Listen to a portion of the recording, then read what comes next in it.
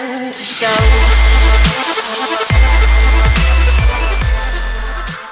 What it do, YouTube? My Flabby here with yet another Modern Warfare 3 commentary. And first off, I'd like to apologize for my lack of videos over the past 5 or 6 days or so, whatever it's been, maybe close to a week. But I feel like I have reason for the lack of videos because I was just getting back to college, and I still plan on putting up a video a day, just like always.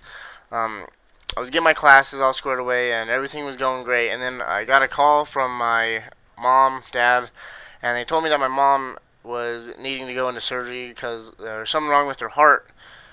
And what happened was her pulse got up to, I think, 220 for like an hour or something insane like that, and it was really bad. She would have gone to the hospital any later.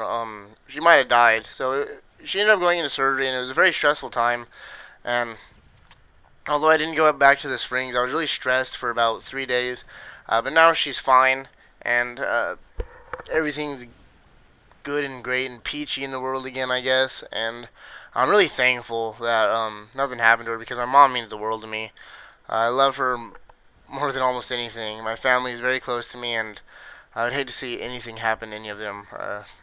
But yeah, that's why my videos haven't been coming out. So I do apologize for that.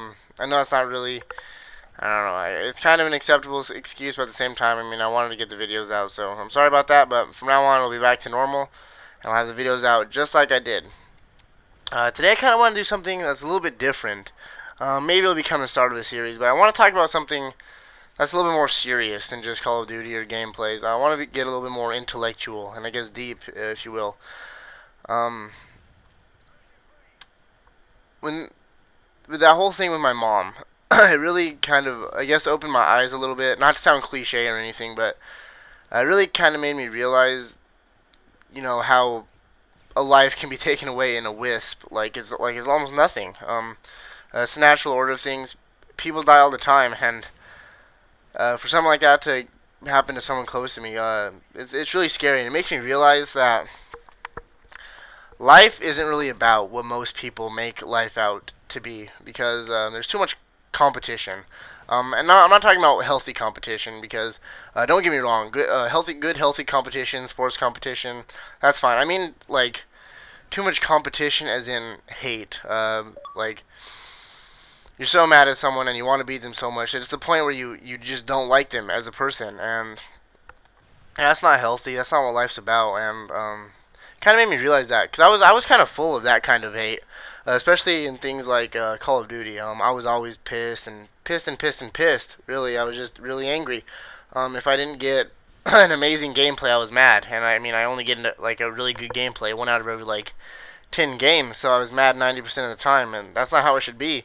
So I'm really trying to take a new outlook. I mean, I kind of want to say life, but I mean, it's not that serious. I mean, sure, I think of things a little bit differently now than I did about a week or two ago, but more so just in the simple things. I don't want to be angry at things that are small and insignificant, because in the grand scheme of things, I mean, it's Call of Duty. When you're talking about, I don't know, stuff like lives at stake, people getting sick, people almost dying, Call of Duty seems pretty damn insignificant. I didn't even play Call of Duty for about a week, and I didn't even notice that I wasn't playing Call of Duty for about a week.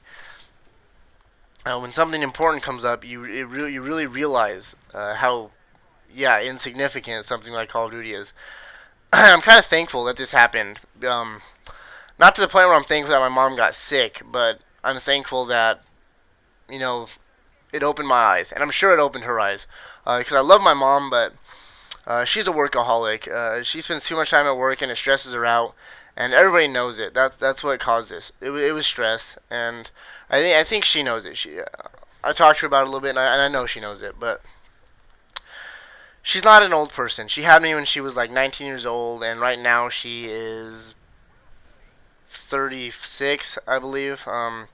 But she's not an old person, but I think it's at the point in her life where she needs to realize that she needs to do something for her. She needs to do something that makes her happy. She always tells me about how she wanted to be a teacher, and I think that'd be awesome. I know it doesn't pay as much, but in the grand scheme of things, money is not a huge deal. I know money kind of creates happiness to a certain extent, but on the other hand, I mean, money is money. Money is something that is perishable, and there is plenty of on this earth. Um, but people you love and things that you love to do are a little bit more rare. So I'd really like to see people like my mom and my grandpa, very close people that are really close to me, do something that they would enjoy, and that's what I plan on doing.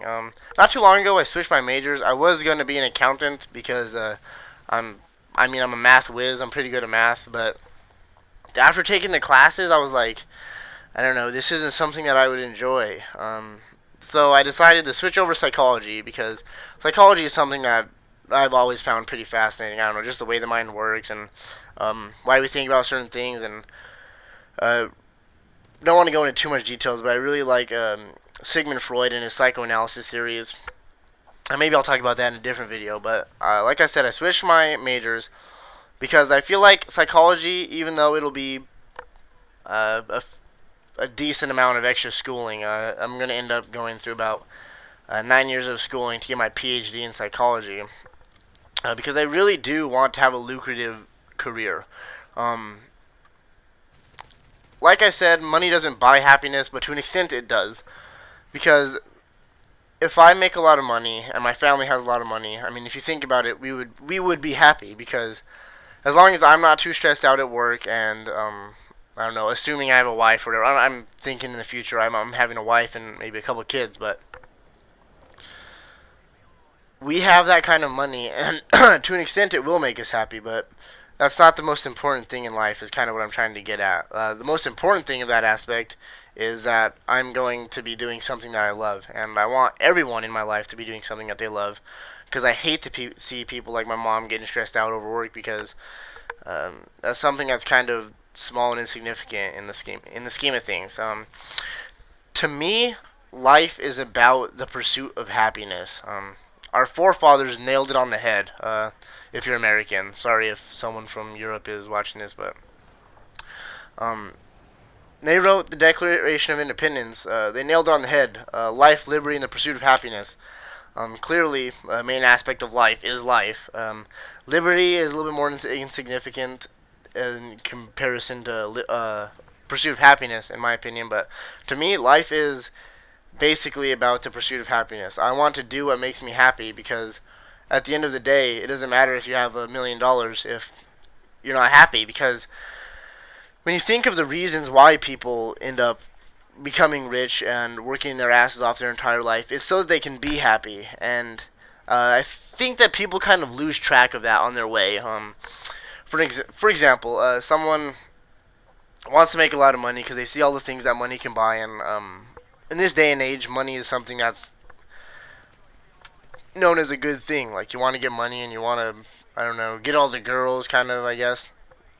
So, you go to school for 10, 12 years, you get a whole bunch of money, and then along those 10, 12 years, and then the 10 more years it takes building up your career, I feel like people lose track of their ultimate goal. And their ultimate goal is, I mean, I believe that everybody's ultimate goal is to kind of be happy. That's why we do the things we do, is to be happy. Um, Whether that be becoming a teacher or, like I said, maybe choosing a more lucrative path. That's why I switched from accounting. I don't want to be an accountant because I won't be happy being an accountant, and I know it. Maybe it'll make the people around me, like my wife, maybe my kids, they'll be happy because we'll have some extra money, but I don't want something like that to happen to me. What happened to my mom? I don't want the people around me to worry about me that much because of how stressed I am over work. I want to choose something that I love, and lucky for me, PhD in psychology will hopefully land me a lucrative career, and hopefully end up making enough money to keep my family where I want them, keep them healthy, treat my kids the way I want them to be treated, really give them the life that my mom has given me, essentially, but without all the stress, is what I'm aiming at. Because I don't want to be stressed. I don't want to be stressed at all. It scares the shit out of me because, I mean, people in high school and college say they're stressed because of I don't know, schooling and whatnot. And to an extent, yeah, you can get stressed from schooling, but that stress becomes a lot more intense when you think of a high-paying career or, like I said, someone that you love coming into harm's way. Um, and I think all that can be prevented by just simple things like choosing a career that'll make you happy. Sorry, I kind of went on a little rant there. It was just something that I felt like I had to get off my chest because I've kind of been thinking about it for a while and felt like I had to get that out there. And I feel like just talking to a mic is the easiest way to do it because if I don't do that, then I'll kind of just hide my emotions. So, thanks for listening. If you watch this whole video, I really do appreciate it. If you could leave a quick like and a comment, maybe, anything would help. But for now, this is my Flabba. Peace.